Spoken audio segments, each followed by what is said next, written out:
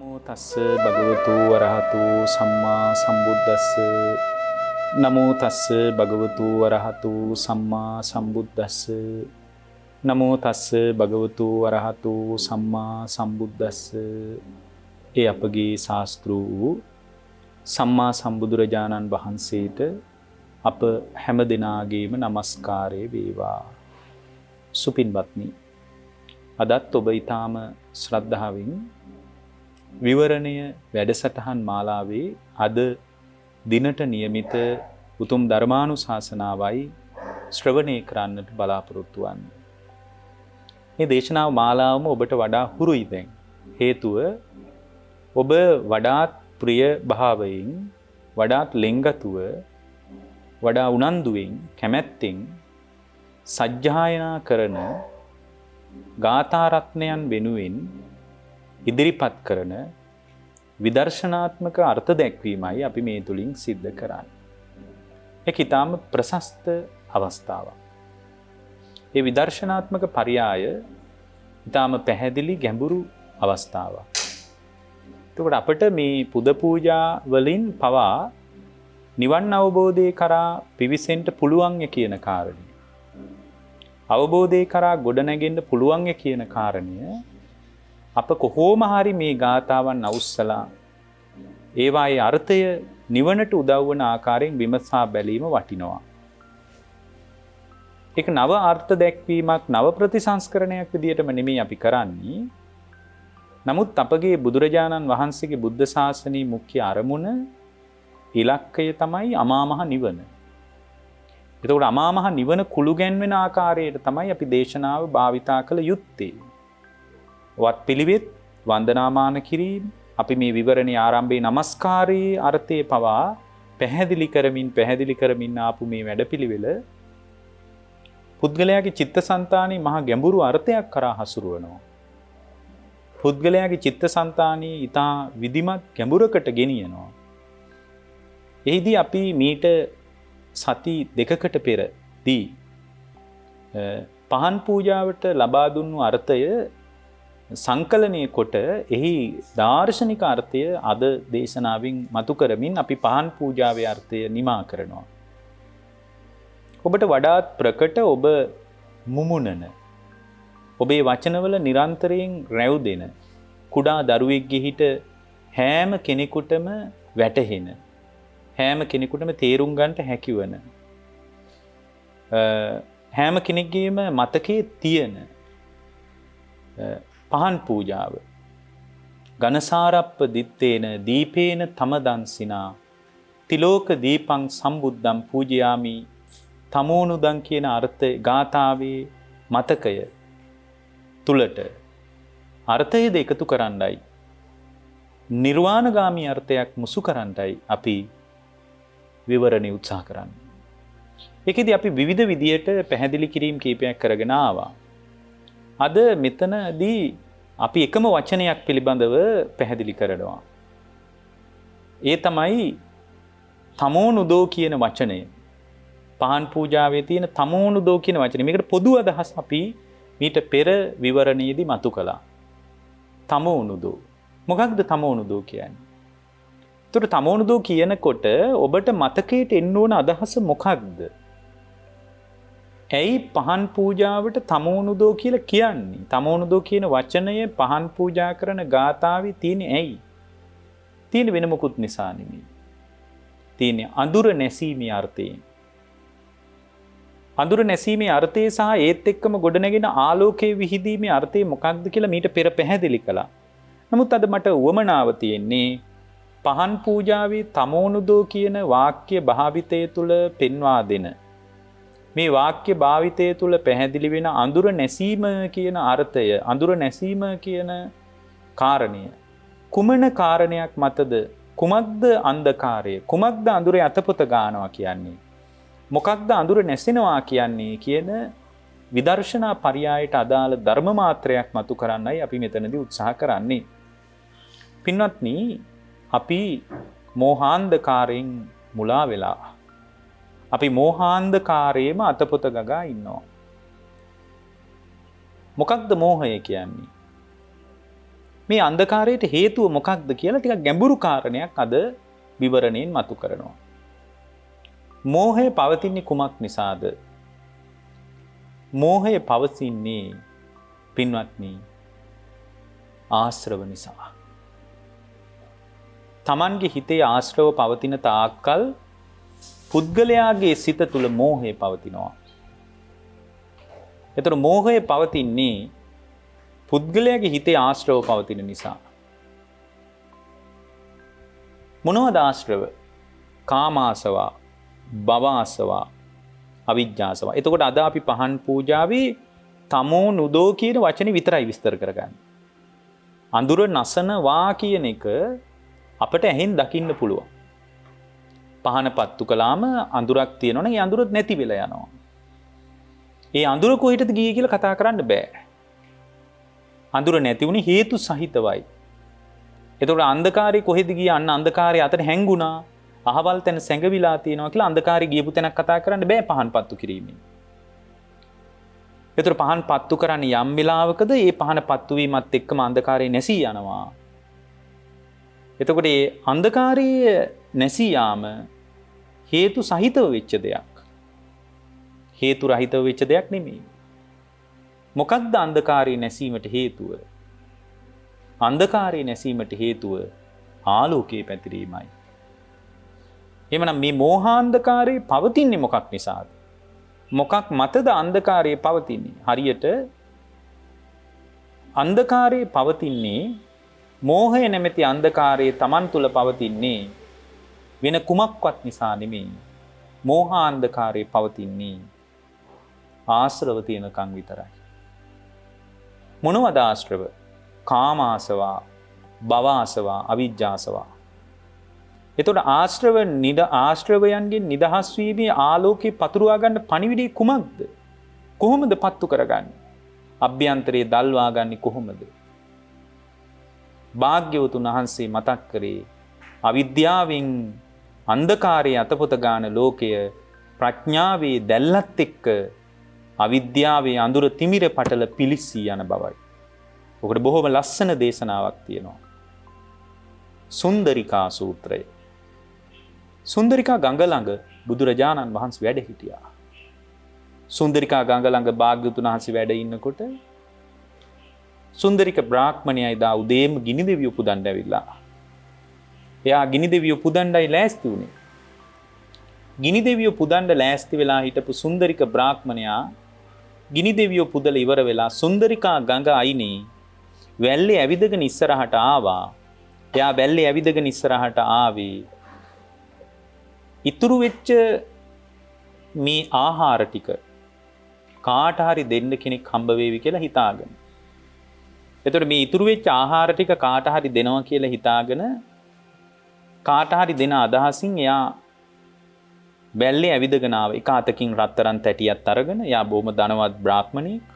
එක අතකින් රත්තරන් තැටියක් අරගෙන, එක අතකින් පැන් කෙන්ඩියක් අරගෙන මේ ගිනි දෙවියෝ පුදන්න පාවිච්චි කරපු ආහාර ටිකේ අවශේෂ භාගයේ කාට හරි කෙනෙකුට දෙනවා කියලා හිතාගෙන එයා ආවේ. එයා එහෙම ඇවිල්ලා කාට හරි දෙනවා කියලා හිතාගෙන එයා ඇවිල්ලා වටපිට බලනකොට එක්තරා පුද්ගලයෙක් ගහක් ළඟ වැඩ හිටියා. ඒ ගහ ළඟ වැඩ හිටපු කෙනා හරියට මෙයාට හොයාගන්න බැරි වුණා. ලං වෙනකොට භාග්‍යවතුන් වහන්සේ ඒ දෙස හැරී බැලුවා. එදා එතන වැඩ හිටියන් කවුරුවත් නොව බුදුරජාණන් වහන්සේ. බුදුරජාණන් වහන්සේ මේ පැත්ත හැරිලා බලනකොට හැරිලා බලනවත් එක්කම අර සුන්දරික බ්‍රාහ්මණයා ඉදිරියට තියපු අඩිය පිටිපස්සට ගත්තා. ඉදිරියට තියපු අඩිය පිටිපස්සට අරගෙන යා කල්පනා කළා මම බ්‍රාහ්මණෙක් හොයාගෙන ආවේ. නමුත් හම්බුනේ ශ්‍රමණී.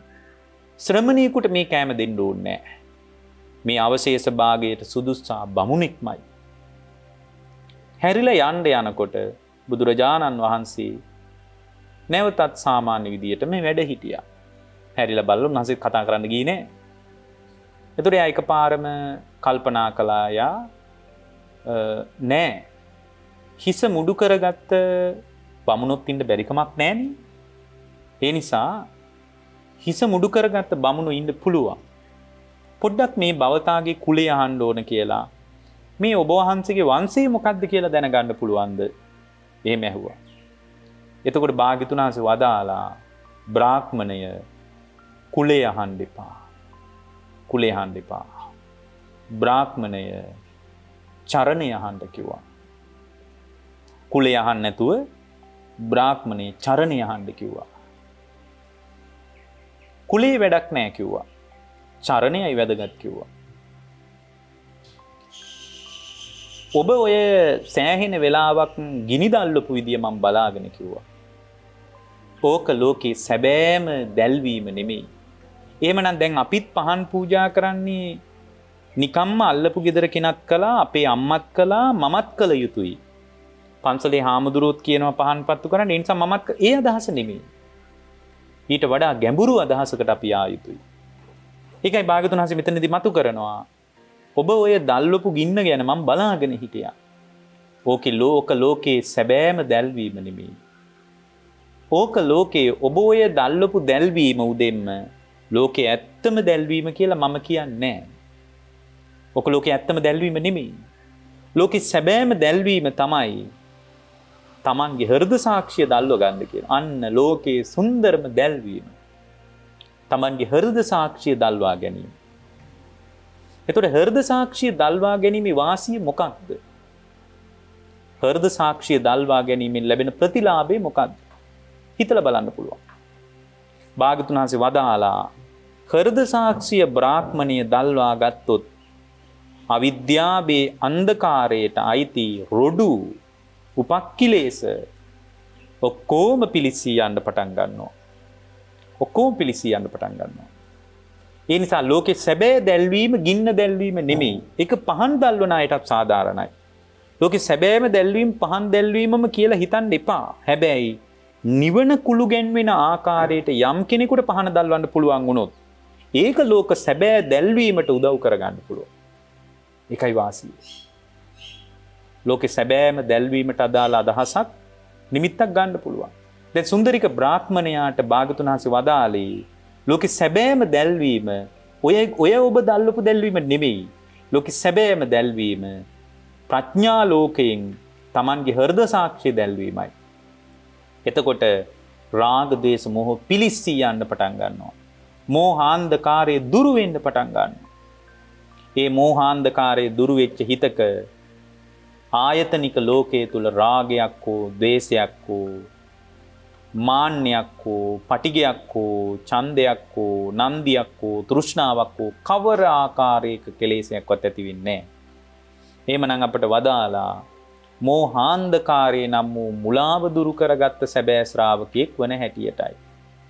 මෝහාන්ධකාරයේ දුරු කරගත්ත සැබෑ ශ්‍රාවකයෙක් වීමේ නිමිත්ත පහන තුලින් ගන්න බැරි වුණොත් අද පහන් පූජාවේ සම්බන්ධ දේශනා කර අන්තිම දේශනාව මෝහාන්ධකාරයේ දුරු කිරීම සම්බන්ධ මේ තමෝනුදෝ අඳුර නසනවා කියන අදහස අවිද්‍යාවේ අඳුර නසා ගන්න තැනකට භාවිතයට එන්න බැරි වුණොත් එතන සැබෑ බුද්ධ ශ්‍රාවකයෙක්ගේ පිළිවෙත මතුවෙන්නේ නැහැ. එහෙනම් තමෝනුදෝ කියන්නේ අඳුර නසනවා කියන එක.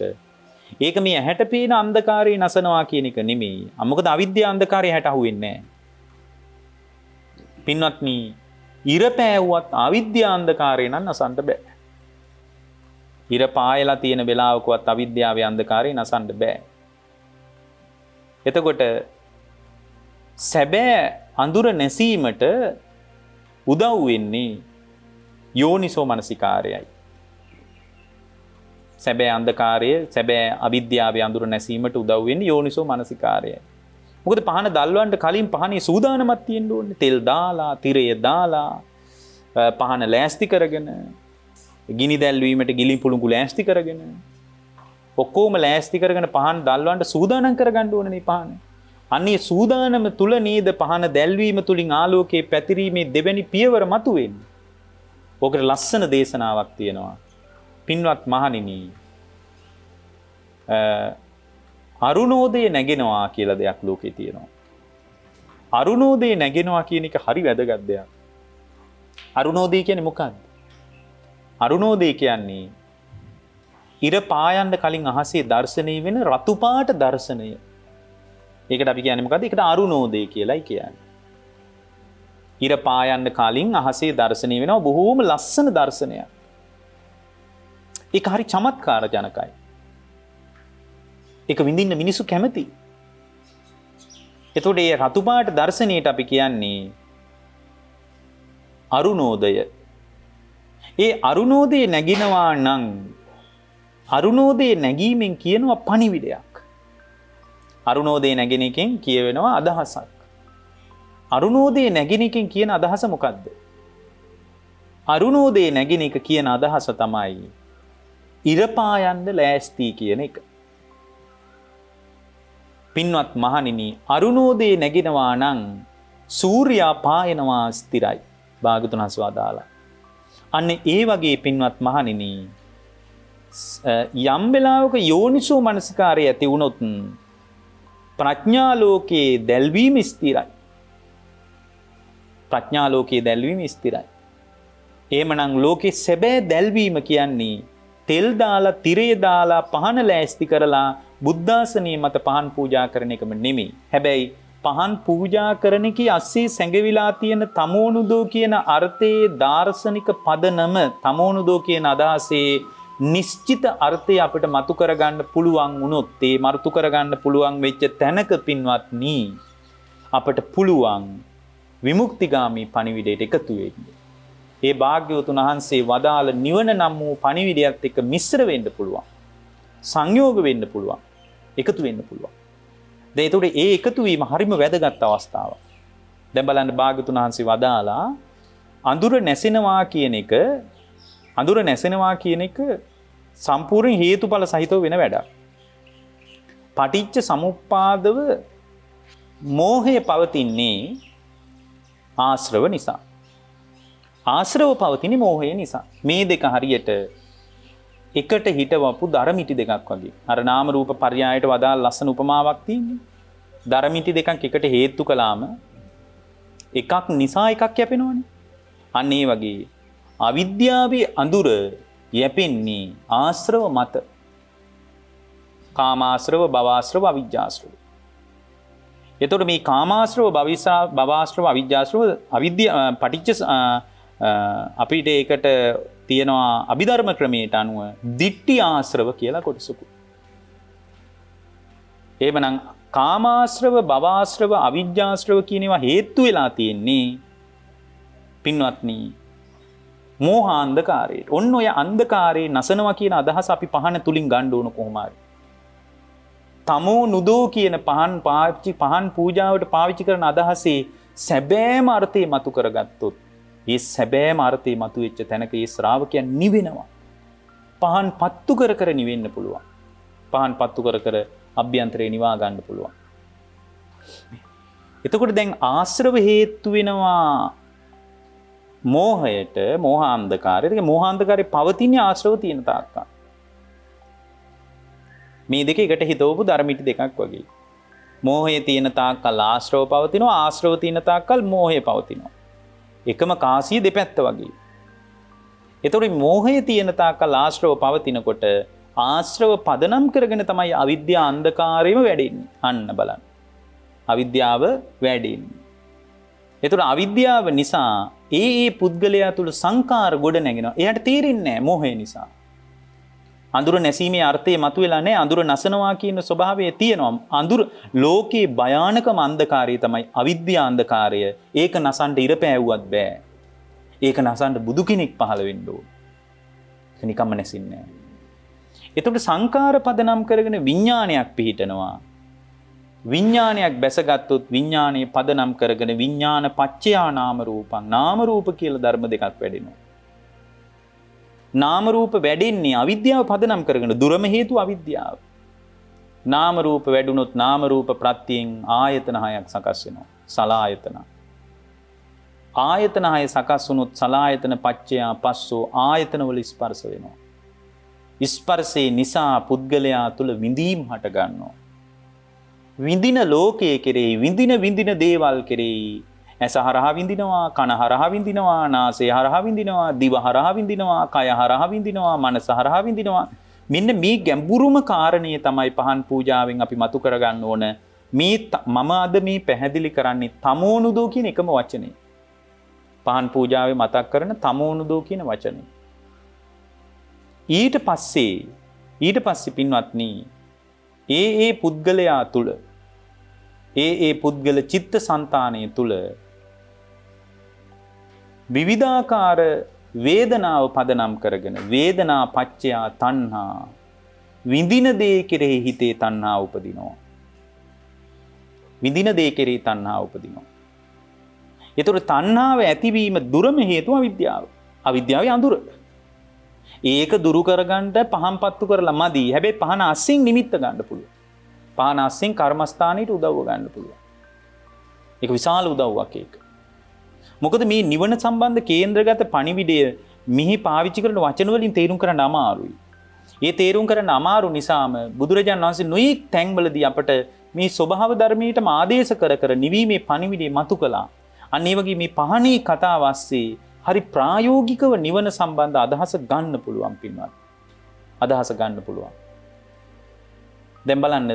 එතකොට තණ්හාව ඇති වුණාට පස්සේ තණ්හාව ඇති උනේ යමකටද? තණ්හා කරන්නේ යමකටද? තණ්හාපච්චය උපාදානං. තණ්හාව ඇති වුණ ලෝකයේ කෙරේ යාගේ හිත බැඳෙනවා. තණ්හාපච්චය උපාදානං. හිත බැඳුනොත් ඒ බැඳිච්ච තැන්වල කර්ම සකස් වෙනවා. භවය. කර්ම සකස් වුනොත් ඊට සාපේක්ෂව ජාතිය පහළ වෙනවා. අන්න දුක මෝරණ විදිය. එතකොට ජාතිය සකස් වුනොත් ජාතියට සාපේක්ෂව ජරා සහ මරණ දුක ඇති වෙනවා. ඔන්නෝක තමයි අවිද්‍යාවේ අන්ධකාරයේ තියෙන අග්‍රම ඵලය. එහෙනම් මේ අවිද්‍යාව අන්ධකාරයේ තියෙන අග්‍රම ඵලය ප්‍රතිලාභය තමයි මොකක්ද? ජරා මරණ දුක. එහෙමනම් මේ ජරා මරණ දුකට විකල්පයේ බුදුරජාණන් වහන්සේ පැහැදිලි කළා. අන්න ප්‍රඥාවේ ආලෝකයෙන් පත්තු කළා. ඒ ආලෝකේ විහිදෙනකොට තමෝ නුදෝ අඳුර නැසුණා. තමෝ නුදෝ. ඒතර අඳුර නැසුනේ. ඒතර මේ අවිද්‍යා අන්ධකාරයේ මෝහ අන්ධකාරයේ අග්‍රතම ප්‍රතිලාභය තමයි ජරා මරණ දුක. ඒතර බුදුරජාණන් වහන්සේම පැහැදිලි කරනවා මහණෙනි මම පහළ වෙන්නේ ජරා මරණ දුකට ස්ථිර විසඳුමක් ඉදිරිපත් කරන්නයි. ඒතර ජරා මරණ දුකට ස්ථිර විසඳුමක් ඉදිරිපත් කරන්න පහළ වෙච්ච අපගේ භාග්‍යවතුන් වහන්සේ ජරා මරණ දුකට ස්ථිර විසඳුමක් ඉදිරිපත් කරන්දී ඒකට ස්ථිර වැඩපිළිවෙලක් ස්ථිර විසඳුමක් භාග්‍යවතුන් වහන්සේ ඉදිරිපත් කරද්දී ඒක උන්වහන්සේ අපිට පැහැදිලි කළේ තමා තුළ පවතින ආශ්‍රව දුරු වෙනොත් මොකද ආශ්‍රව පදනම් කරගෙන අවිද්‍යාව මෝරන්නේ. ආශ්‍රව නැති වුණොත් එතන විද්‍යාව මෝරනවා. එතකොට අවිද්‍යාව දුරු කරගන්න තියෙන පටිපාටිය තමයි තමා තුළ ගොඩ නැගෙන ඥානය. ඒක මූලික වශයෙන් ධර්මඥානය, ඊට පස්සේ තමන් තුළ ගොඩ නැගෙන චින්තාමය ඥානය, ඊට පස්සේ සමත විපස්සනා වශයෙන් ගොඩ නැගෙන භාවනාමය ඥානය. ඒක අත්‍යවශ්‍ය දෙයක්. ඔන්න ඔය විදිහට මේක පත්තු කරගත්තොත්, දල්වා ගත්තොත්, ඒ දල්වාගත් ශ්‍රාවකයා තුළ නිවීම තාවුරු වෙන්න පටන් ගන්නවා. ආයතන 6 තුළ මුලාව කියන්නේ අඳුර. ආයතන 6 මුලාවෙන් නම් පහන් 84000ක් පත්තු කළත් නිවෙන්න බෑ. හැබැයි පහන දැල්ලුවා වගේ යම් කෙනෙක් ප්‍රඥාවෙන් දැල්ව ගත්තොත් එයාට හරියට ඉර පායලා නැති වුණත් එහෙම් මෙහින් දැක්කත් අවිද්‍යාන්ධකාරය දුරු කරගන්න පුළුවන්. කරුවලේ දැක්කත් හරි. ප්‍රඥා ලෝකයේ තියෙනවා නම් දැන් බලන්න බුදුරජාණන් වහන්සේව කරුවලේ දැක්කේ පුක්කුසාති.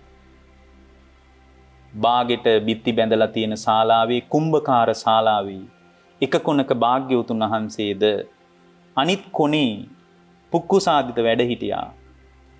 කවුරුවත් පහන් පත්තු කරලා අනේ ඔබ වහන්සේ කරුවලේ නේද? මේ පහන් එළියෙන් සුවසේ වැඩ සිටින සේක්වා කියලා පහන් දල්වන්න කෙනෙක් හිටියේ නැහැ. උන්වහන්සේ එක කොනක වැඩ හිටියා. පුක්කුසාති අනිත් කොනේ වැඩ හිටියා. එහෙමනම් පුක්කුසාති අනිත් කොනේ වැඩ ඉන්නකොට මේ පැත්තේ කොනේ බුදුරජාණන් වහන්සේ වැඩ ඉඳලා රාත්‍රියේ මධ්‍යම රාත්‍රියේ එළඹෙනකොට ධර්මී කතා කළා. එයා බුදුරජාණන් වහන්සේ වෙනුවෙන් පැවිදි වෙලා ආපු කෙනෙක්. බුදුරජාණන් වහන්සේ වෙනුවෙන් පැවිදි වෙලා ආපු පුක්කුසාති භාග්‍යවතුන් වහන්සේ තුල හිත පිහිටවාගෙන භාග්‍යවතුන් වහන්සේගේ පණිවිඩය තුල හිත පිහිටවගෙන එයාගේ හිත නිවෙනකොට එයා එහෙම දන ගහලා අනේ මම ඔබ වහන්සේ හොයාගෙන කුම්භකාර ශාලාවට එනකොට ඔබ වහන්සේ මම හොයාගෙන මම එද්දී අද රාත්‍රියේ ඔබ වහන්සේ මම හොයාගෙන කුම්භකාර ශාලාවට ඇවිල්ලා පළමුවත් දෙවනුවත් තෙවනුවත් මම ඔබ වහන්සේ සරණ යනවා කියලා බුදුරජාණන් වහන්සේට වන්දනා කළා. බුදුරජාණන් වහන්සේට වන්දනා කරද්දී කවුරුවත් එදා පහන් පත්තු කරලා හිටියේ නෑ. එයා අන්ධකාරය දැක්කේ ප්‍රඥා ලෝකයේ තියෙන තැනක අඳුරේ දැක්කත් ඒක තමයි ලෝකේ සුන්දර දැක්ම. පහන් පත්තු කරලා තියෙන තැනක, ඉර පායලා තියෙන තැනක ප්‍රඥා ලෝකයෙන් අන්ධ වෙලා නම්, ප්‍රඥා ලෝකයෙන් යථාර්ථවාදීව එයා Tamanගේ හෘද සාක්ෂිය දල්වාගෙන නැත්තම් එයාට ඉර පායලා තියෙන වෙලාවකවත් ලෝකේ යථාර්ථය බලන්න බෑ. හේතුව යථාර්ථය හැට අහුවෙන්නේ නැහැ. කනට අහුවෙන්නේ නැහැ. යථාර්ථය අහුවෙන්නේ ප්‍රඥාවටයි. යථාර්ථයේ ගොඩ නැගෙන්නේ ප්‍රඥාවටයි. එහෙනම් අද අපි මෙතන පැහැදිලි කරේ තමෝනුදෝ කියන එකම වචනයක්. තමෝනුදෝ කියන්නේ පහනේ අඳුර නසනවා කියන අදහස. අඳුර නසනවා කියන එක නිවන් මාර්ගයට උදව් කරගන්නේ කොහොමද කියන තැනින් අපි කතා කළේ. අදින් අපි පහන් පූජාවට දුන්න අර්ථ දැක්වීම නිමාවටපත් කරනවා. අලුත් විවරණයකින් අපි නැවත ඔබ හැමගේ එකතු වෙනවා. ඔබ හැම දිනාටම ජීවිතේ ප්‍රඥා ලෝකයෙන්ම දැල් වේවා කියලා අපි ආශිර්වාද කරමු. පින්වත්නි, අද දේශනාවට දායකත්වයෙන් කටයුතු කළේ නොම්බර 498 රුවන්පුර අංගෝන මුල්ලේරියාව නවනගරය ලිපිනයේ පදිංචි දුමින්ද පුෂ්පකුමාර මහත්මයා සහ දර්ශනී ලහඳපුර මහත්මිය, චමින්ද පුෂ්පකුමාර, නිරෝෂණී මල්ලිකා කියන මහත්මීන් එකතු වෙලා අද විවරණයට දායකත්වයෙන් කටයුතු කරනවා. ඒ හැම දිනාටම අපි ආශිර්වාද කරනවා නිදුක් නිරෝගී සුව දීර්ඝායුෂ සම්පන්නිය සැලසේවා, ගෞතම බුදු සසුනේදීම නිවී සැනසේවා කියලා. ඒත් බලාපොරොත්තු වෙනවා ඥාතීන්ට අනුමෝදනා කරන්න, ඩී.ඒ. ශ්‍රීමති මල්ලිකා මෑණියන්ට අනුමෝදන් කරන්න බලාපොරොත්තු වෙනවා. වයි.ඒ. මල්ලිකා මිත්තනියට සහ ඩී.ඒ. සිරිසේන සීයාට, හැරි මොරවක මහත්මයා ඇතුළු පවුලේ නමින් මිය පරලෝකීය සියලු ඥාතීන්ට අනුමෝදන් කරන්න බලාපොරොත්තු වෙනවා. බම්බලපිටිය වජිරාරාමී වැඩවිසූ මහා සංඝරත්නයටද උන්වහන්සේලාගේ භවගාමී ජීවිතේ සුවපත් කරගන්න මේ කුසල් බලවත් වේවා කියලා අදිෂ්ඨාන කරගෙන තියෙනවා. ඒ හැම දිනාටම මේ කුසල් නිවන් දොරටුවක්ම වේවා කියලා අදිෂ්ඨාන කරනවා. පූජ්‍ය කණංකේ පඤ්ඤාවීර ස්වාමින් වහන්සේට නිදුක් නිරෝගී සුව ප්‍රාර්ථනා කරලා තියෙනවා. සියලු මහා සංඝරත්නයටද මේ කුසල් බලවත් වේවා. ඒත් සමගම පින්වත්නි, දේශකයන් වහන්සේ වෙච්ච අපටත් බම්බලපිටිය වජිරාරාම විහාරස්ථානයේ වැඩ සිටින සියලු ස්වාමින් වහන්සේලාටත් ආශිර්වාද කරලා තිබෙනවා. ඒත් සමගම බෞද්ධ නාලිකාවේ වර්තමානයේ මේ කටයුතු මෙහෙවන බොරලන්දේ වජිරඥාන නායක ස්වාමින් වහන්සේ ප්‍රදාන සියලු මහා සංඝරත්නයටත් මේ කුසල් නිවන් පිණිසම හේතු වේවා කියලා අදිෂ්ඨාන කරනවා. ඒත් සමගම පින්වත්නි, පර්ල් මොරවක මහත්මිය, දර්ශනී, චමින්ද, නිරෝෂණී, ලලේන්ද්‍ර, චාමර, උපුල් ඇතුළු පවුලේ සියලුම ඒ මහත්මීන් ප්‍රදාන හැම දිනාටම නිදුක් නිරෝගී සුව දීර්ඝායුෂ සම්පන්නිය කායික මානසික යහපත සැලසේවා. සියලු දිනාටම යථාර්ථ අවබෝධයේ, ජීවිත අවබෝධයේ, නිවන් පිණිස මේ කුසල් බලවත් වේවා. ඒත් සමගම බෞද්ධ නාලිකාවේ නිර්මාතෘවරයන් වහන්සේ වන නම කියන්න අවසරයි දරණාගම කුසල ධම්ම නායක ස්වාමින් වහන්සේටත්, සතරවරන් රජදරුවන් සක්දෙවිඳුන් ප්‍රදාන සියලු දිව්‍ය රාජ මණ්ඩල වලට, බ්‍රහ්ම රාජ මණ්ඩල වලටද අමා නිවන් පිණිසම මේ කුසල් හේතු වේවා කියන අදිෂ්ඨානයෙන් විවරණය සමාප්ත කරනවා. ඔබේ ජීවිතේ යථාර්ථවාදීව ධර්මයේ තුලින් විදර්ශනානුකූලව විවර වේවා කියන අදිෂ්ඨානයේ සහිතව ඔබට කෙරුවා.